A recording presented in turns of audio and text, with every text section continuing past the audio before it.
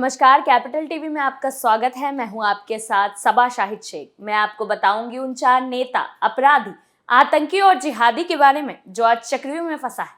उनके कारनामों को एक्सपोज करूंगी, पूरी डिटेल में इनका कच्चा चिट्ठा खोलूंगी। आज के वो 4 नाम जो चक्रव्यूह में फंसे हैं वो है मायावती, दूसरा है एएमयू, तीसरे हैं आजम खान, चौथी है आरोपी सोफिया।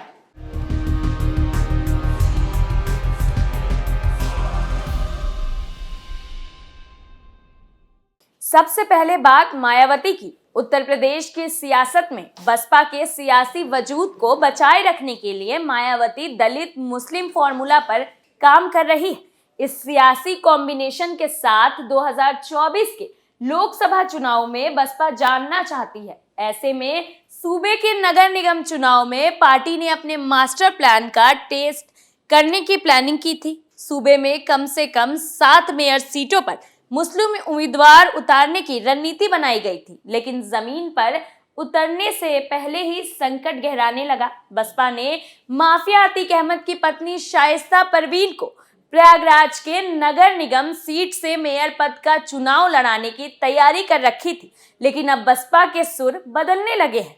उमेश पाल अपहरण कांड में बाहुबली अतीक अहमद को उम्र कैद की सजा सुनाई गई है, तो उमेश पाल हत्याकांड में शाइस्ता परवीन मुख्य आरोपी है। पुलिस शाइस्ता की तलाश कर रही है। ऐसे में बसपा ने मन बना लिया है कि अतीक की पत्नी शाइस्ता परवीन की जगह अब किसी अन्य को चेहरे को चुनाव लड़ाएगी। दरअसल उमेश पाल हत्याकांड से करीब 2 महीने पहले अतीक अहमद की पत्नी शाइस्ता परवीन बसपा में शामिल हुई थी।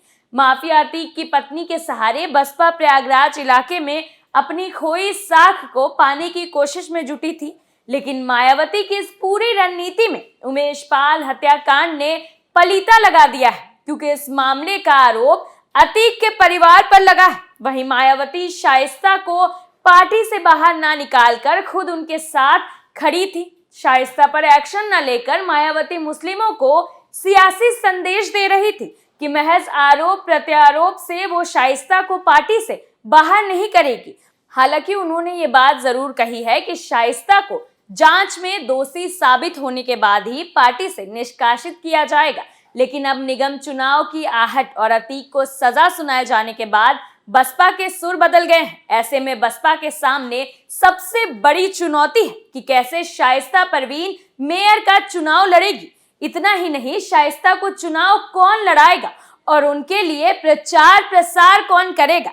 नगर निगम चुनाव के सियासी सरगर्मी बढ़ गई है और शाइस्ता परवीन अब तक फरारी काट रही है। अतीक अशरफ जेल में है और उनका बेटा भी फरार चल रहा है। ऐसे में बसपा अब उनकी जगह नए उम्मीदवार की तलाश में जुट गई है, लेकिन अतीक की पत्नी शाइस्ता के सियासी कद के बराबर का प्रत्याशी खोजना आसान नहीं है। प्रयागराज इलाके में बसपा के तमाम दिग्गज नेता पहले ही पार्टी छोड़कर जा चुके हैं। ऐसे में अतीक अहमद के परिवार से बसपा को काफी उम्मीदें थी, लेकिन अब उमेश पाल हत्याकांड के बाद पार्टी के लिए नई चुनौती खड़ी हो गई है। दूसरी खबर में बात एएमयू की। अलीगढ़ मुस्लिम यूनिवर्सिटी और विवादों का गहरा नाता है। फिर से एएमयू में कट्टा कल्चर एक्टिव हो गया है। एएमयू के हॉस्टल में अवैध तमंचा और कारतूस मिले हैं। सूचना पर पहुंची पुलिस ने इनकी बरामदगी कर ली है। वहीं पुलिस के एक अधिकारी ने बताया कि सिविल लाइन थाने में इसको लेकर एक केस दर्ज किया गया है। पुलिस की टीम इस केस में आरोपी छात्र की तलाश कर रही है। वहीं इस घटना पर बीजेपी हमलावर हो गई है।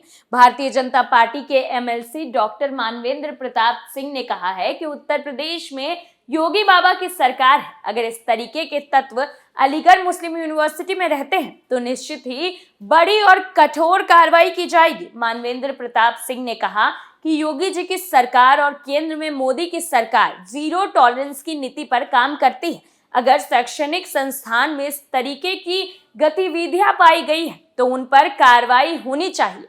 मानवेंद्र प्रताप सिंह के मुताबिक एएमयू के कट्टा कल्चर को जमीन में मिला दिया जाएगा।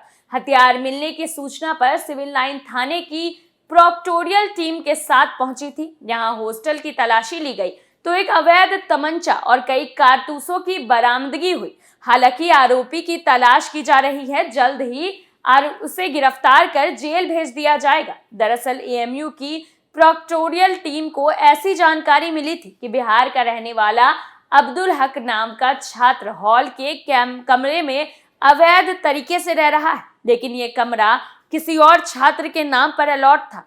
इसी दौरान जब हॉस्टल के कमरों की तलाशी ली गई तो तमंचा और कारतूस मिले। इस दौरान अब्दुल हक मौके से चकमा देकर भाग गया। अब बात आजम खान की। आजम खान की तकलीफें कम होने का नाम ही नहीं ले रही है।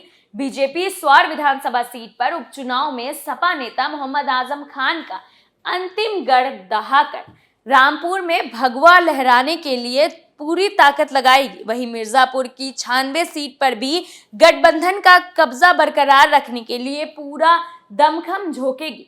स्वार से पूर्व सपा विधायक अब्दुल्ला आजम को न्यायालय से 2 साल के कारावास की सजा होने के कारण स्वार सीट रिक्त हुई है। वहीं 96 सीट से पूर्व विधायक स्वर्गीय राहुल प्रकाश कौल के निधन के बाद से सीट खाली है। उत्तर प्रदेश के रामपुर की स्वार विधानसभा सीट पर चुनाव आयोग ने उपचुनाव का ऐलान कर दिया है। 10 मई को वोट पड़ेंगे, 13 मई को काउंटिंग होगी, यानी कि 13 को स्वार को नया विधायक मिल जाएगा। ऐसे में सवाल यह है कि आजम खान के खानदान से उपचुनाव में कोई सदस्य चुनावी शखनात करेगा। इसको लेकर स्थिति साफ नहीं है।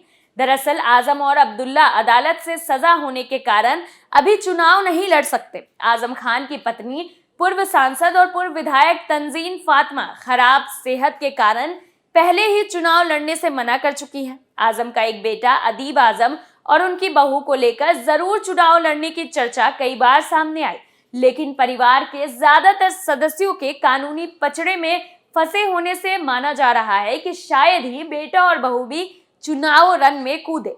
आजम खान की पत्नी पूर्व सांसद और पूर्व विधायक तंजीम फातिमा खराब सेहत के कारण पहले ही चुनाव लड़ने से मना कर चुकी है। आजम का एक बेटा अदीब आजम और उनकी बहू को लेकर जरूर चुनाव लड़ने की चर्चा कई बार सामने आई, लेकिन परिवार के ज्यादातर सदस्यों के कानूनी पचड़े में फंसे होने से माना जा रहा है कि शायद ही बेटा और बहू भी चुनाव रण में कूदे। ऐसे में आजम के किले का पूरा सफाया होता दिख रहा है। चौथी खबर में बात आरोपी सोफिया की। नोएडा पुलिस ने ऐसी लड़की को गिरफ्तार किया है जो नाम बदलकर पहले तो लड़कों से दोस्ती करती थी, फिर उनसे प्यार मोहब्बत की बातें करके अपने जाल में फंसाती थी। शादी का दबाव बनाने पर पीड़ित शादी के लिए मान जाता था, फिर पैसों की डिमांड करती थी। पुलिस ने आरोपी लड़की को गिरफ्तार कर लिया है। उसने अपना असली नाम सोफिया बताया है। दरअसल नोएडा का रहने वाला सोनू सैफी एक कपड़े की दुकान पर काम करता है। कुछ समय पहले सोफिया उसकी दुकान पर कपड़े लेने पहुंची थी।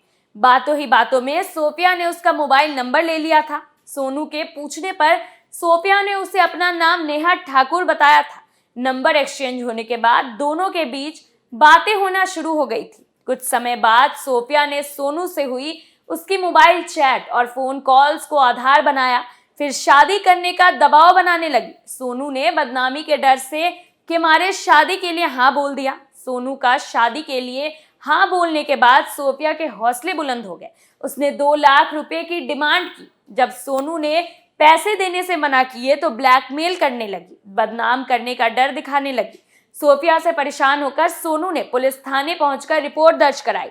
सोनू की शिकायत पर पुलिस ने सोफिया को गिरफ्तार कर लिया। उससे पूछताछ की गई। शुरुआत में वो पुलिस को गुमराह करने लगी, फिर पुलिस ने जब सख्ती से पूछताछ की तो सामने आया कि वो पहले भी ऐसे ही लड़कों को फंसा चुकी है। एडिशनल डीसीपी शक्ति अवस्थी के मुताबिक सोफिया पर ब्लैकमेल करके पैसों की डिमांड करने का केस अलीगढ़ में भी दर्ज हुआ था। सोफिया अलीगढ़ की रहने वाली है। अब नोएडा में भी उसके खिलाफ मामला दर्ज है। फिलहाल उसे गिरफ्तार कर लिया गया है। मामले में आगे की कार्रवाई की जा रही है। आरोपी को बख्शा नहीं जाएगा। फिलहाल के लिए चक्रव्यूह में मेरे साथ इतना ही। ऐसे लोगों के लिए आप क्या राय रखते हैं, हमें कमेंट्स करके जरूर बताएं। तो फिर इजाजत दीजिए, कल फिर कौन किसके चंगुल में फंसेगा नए मुद्दों के साथ फिर पेश होंगे। तब तक के लिए देखते रहिए कैपिटल टीवी। नमस्कार।